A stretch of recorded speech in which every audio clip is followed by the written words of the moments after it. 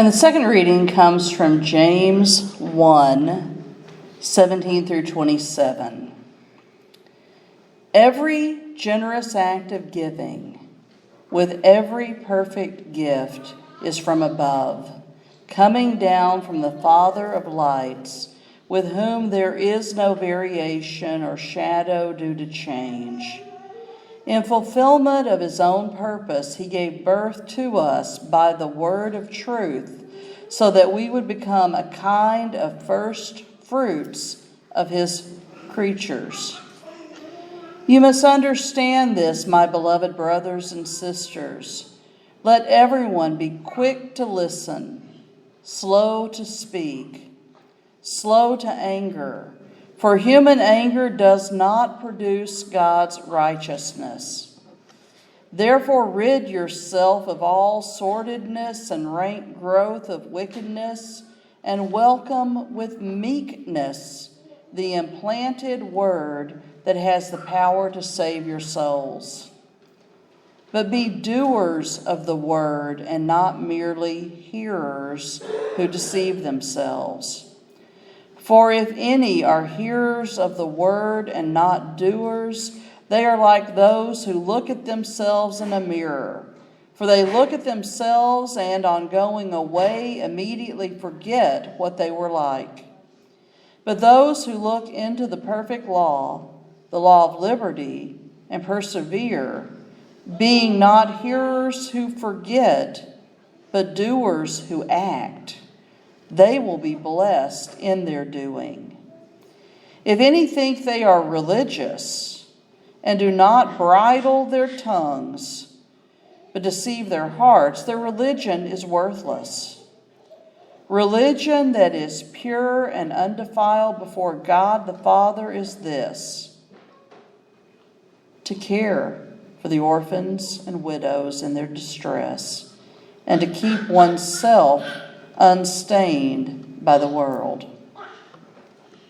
So my sermons is Doers of the Word.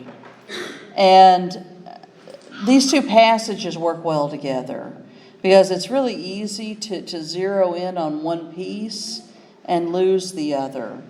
And so when we look at Mark, in a way what it's doing is it's presenting something that simply isn't true. We know that if we touch gross things and then touch our mouths, we're probably going to catch something. Right? I mean, things do go into our bodies that mess us up.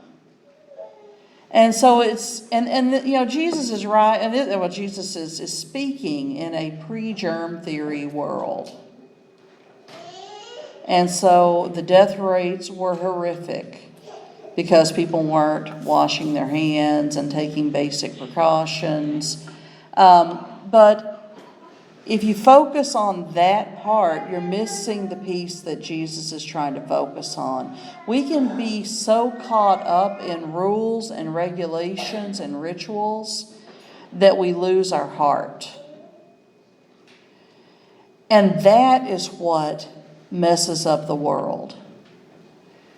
That's what brings social distress. That's what blows apart families. That's what blows apart congregations. That when we allow our hearts to be corrupted, that's the real damage.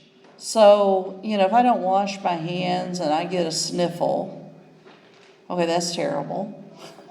Nobody likes being sick. But when we allow ourselves to become heart sick, that's where the defilement comes. That's where the undermining of relationship comes. So, wash your hands and, do what you need to do to stay healthy. But don't be so focused on the rules of proper society that we allow ourselves to be defiled. So what is it that comes out of us? And why does he put focus on things like the anger, the lies, The things that come out are what defile, for it is from within the human heart that evil intentions come. Sexual immorality, theft, murder, adultery, avarice, wickedness, deceit, debauchery, envy, slander, pride, folly. All these evil things come from within. That's what defiles the person. When we forget that we are in relationship with God and in relationship with one another, that's where the problems begin. How often do we honor God with our lips while our hearts are far from God? You know, as Isaiah says, in vain do they worship me, teaching human precepts as doctrines. You abandon the commandment of God and hold to human tradition. There are traditions that we have that are honorable. The traditions that call us to care for one another, the ones that go back to that commandment of love God, love neighbor, love our enemies. But how many of our traditions undermine all three of those? How many traditions,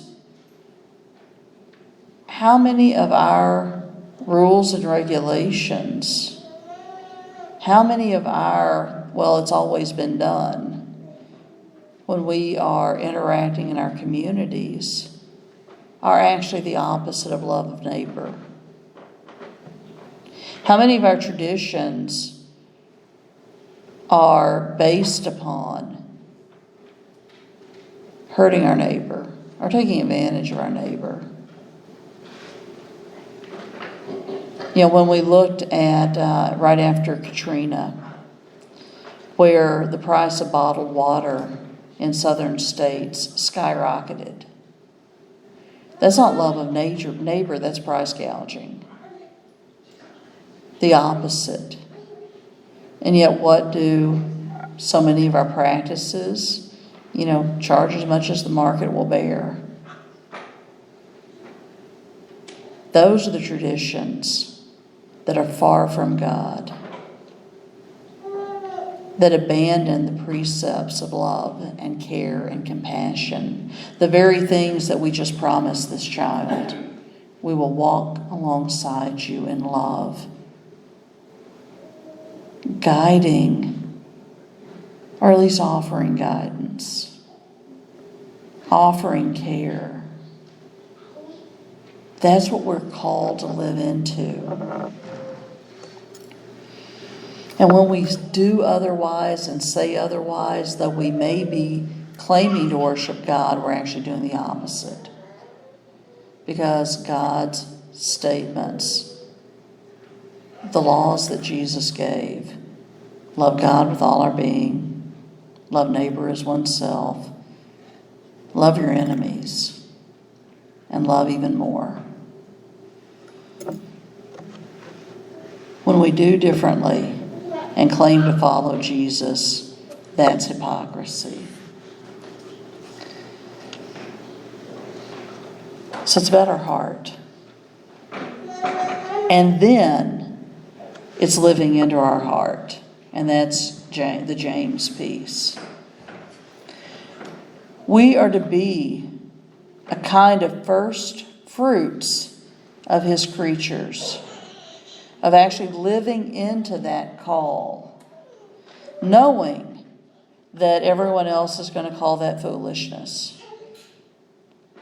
But that's how we have strong communities. That's how we reconnect with tradition, is remembering that we are bound together in Christ's love, that we are bound by community connections. So again, let's look back at our heritage, our history. When a barn caught fire or the wind blew it down, what did community do? They came together. They worked together to reestablish the health of that family by doing a barn raising. And we celebrated together.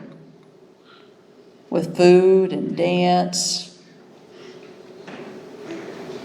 Because that's what it means for our hearts to be in the right place, to love one another and care for one another, and to do something with that love. And that's going to look different at different stages of our lives. You know, what we're able to do differs based on our physical abilities, oftentimes our age, because those seem to go together. You know, there are things I can't do now, and that's just a hard fact that we have to all get used to. But we can still walk alongside one another in care and love and compassion. And when we do that, we are the first fruits of creatures living on earth as it is in heaven. That's our call.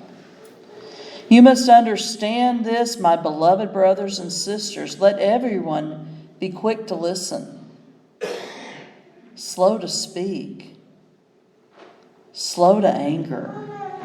For human anger does not produce God's righteousness. But how often is that what we're hearing? How often is that what we're hearing in the world? And too often, how often is that heard in our churches?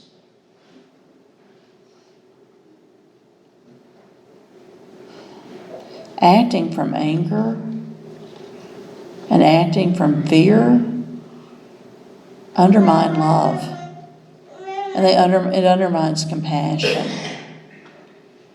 We end up doing things we later regret. I mean, surely I'm not the only one that when I act out of anger and fear, that it never goes a good place, right?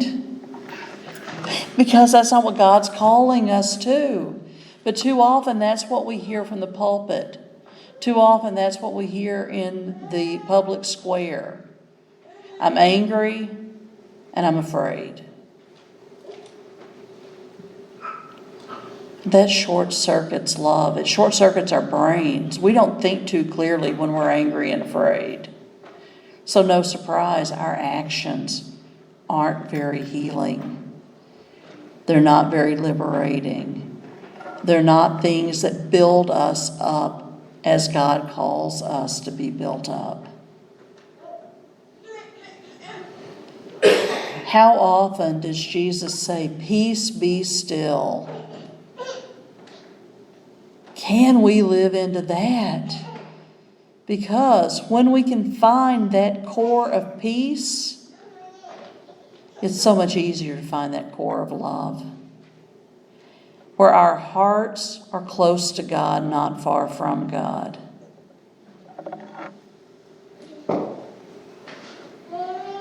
Human anger does not produce God's righteousness. Therefore, rid yourself of all sordidness and rank growth of wickedness.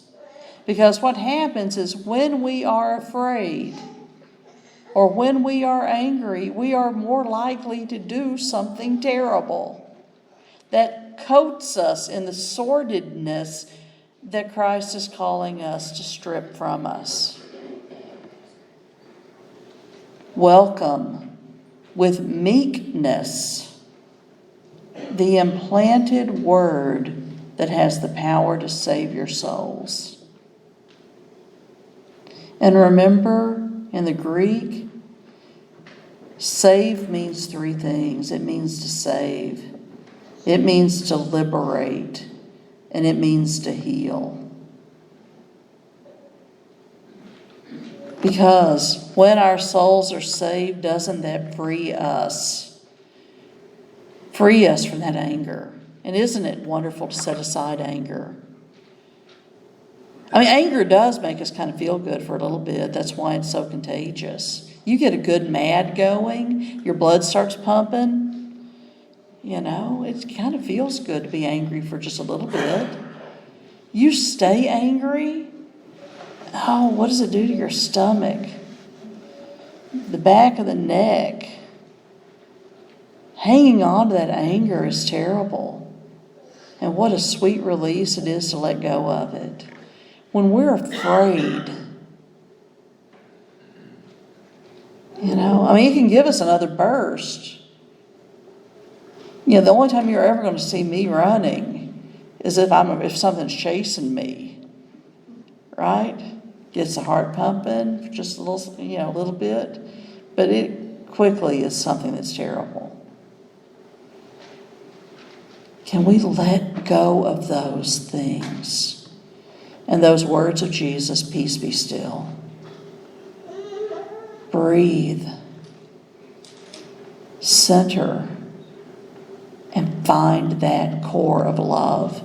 And that's when you can do something in the world that matters, that you can look back later and say, that's I'm proud of. Because when we act out of anger and we act out of fear, usually when we look back, we think, oh, what a terrible thing I did there. When we're acting out of that core of peace and love, we can say, I have tasted just a little bit of what's coming. And maybe I did a little piece of what God is calling us all to do. We can't just get our hearts right. We've got to be doers of the word. And there are lots of ways we can do that.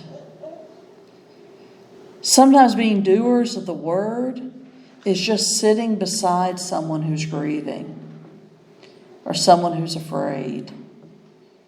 Someone who has lost their way, just sitting there with them and listening. Be quick to listen but slow to speak. Because a lot of times when we're hurting, we don't need more advice. We just need to know we're not alone. And that's the promise we just made to this child. You don't have to be alone. And isn't that the sweetest thing on this earth?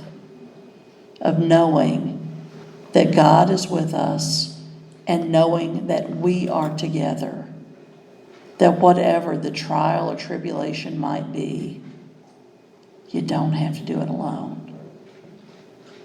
We live into what we instill in our hearts. And so often what we've put in is the anger and the fear and the frustration, the pettiness and all the mess, because humans are messy. But we don't have to be. And that's the question. Will we choose every morning? I may not be able to be this forever, but just today, can it start with me? With me working on myself in love and hope, setting aside the anger and the fear, to get our hearts right, to find peace and love, and then do something with that. And it's going to look different for all of us. But we don't have to go it alone. So I pray that we can function from that place of peace and love. That we can listen. And that then we can act in the way that God is calling us to act. Not out of anger. Not out of fear. Not out of our messiness. But through the power of Christ with us, God Emmanuel. May it be so.